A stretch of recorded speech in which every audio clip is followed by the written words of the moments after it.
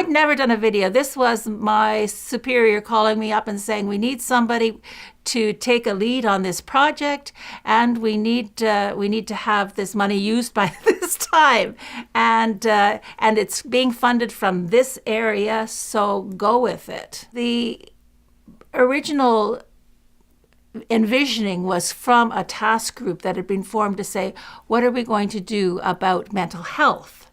And coming out of that was some funding for a series of videos. And that group felt that people didn't know enough about mental health issues, including anxiety, depression,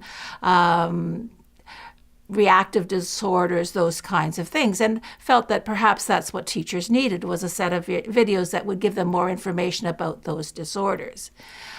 It was our planning group that actually changed the focus of that to focus on mental wellness. So our project was to produce 5 videos focusing on mental health needs within the schools and how to provide support for children. And it was a joint project between both of our major boards of education, the Public School Board and the Catholic School Board here in Waterloo Region. It's a bit like the tip of the iceberg principle, right? 80% of the work on these videos happened long before the shooting started, and it was pulling the right group of people around the table to plan for something, to identify really what would meet the needs of the most people out there in the system. One of the very first important considerations we had to do was decide who our target audience was, right? And when we decided that the target audience was teachers, then some of the folks around the table said, we have to be very careful that we don't produce videos that suggest that teachers can start identifying children with these various mental health problems. We need videos that will tell teachers how, or suggest to teachers how they can support children and what to do when they identify children that they're concerned about. But we have to be very careful about putting teachers in the position of being diagnosers.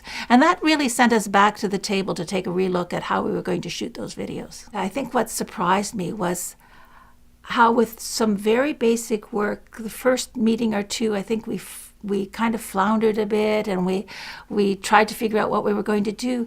But once we found the right vision for the project, and once we really identified the target audience and what messages we wanted to get, it was amazing to me how it started to unfold so naturally. But underneath that, there was a real sense of excitement.